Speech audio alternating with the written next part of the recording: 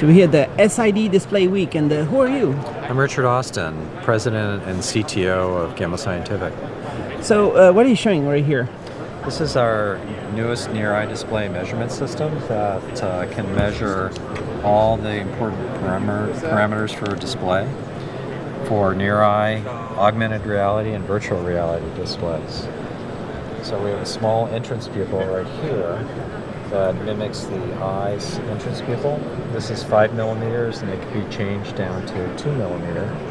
And it's approaching this virtual reality display to measure things like field of view, luminance uniformity, color uniformity, and also modulation transfer function or contrast measurement depth.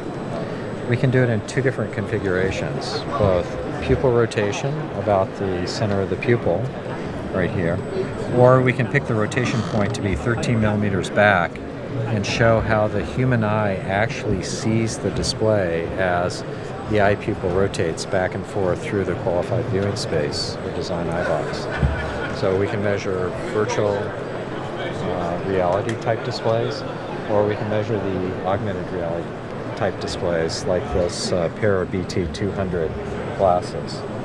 So the robot system has very high positioning precision, 25 microns, and it also has very high precision in pointing direction, 1/100th of a degree precision. So with this small optical front end, we can rotate the entrance pupil to mimic the human eye entrance pupil rotation through a 160 degree angle and cover almost, I don't know if there's another AR display that covers more than 160 degrees. So I think we can cover all types of displays that are currently offered. So the iZone last year, you showed it the first time? Yes, we so did. It's been going on for a little bit more than a year, or how's it going with the market adopting this? The changes that we've made to the optical size of the entrance pupil area here that allows us to cover a 160 degree field of view is really a key additional feature that the market was asking for that we can meet now. Nice. So now this is great for AR, VR. And heads-up displays for automobiles also. So we can position this pupil at the left or right eye pupil position of a driver and actually look at different driver positions in a mocked-up driving scenario and map the whole qualified viewing space of a heads-up display measurement system.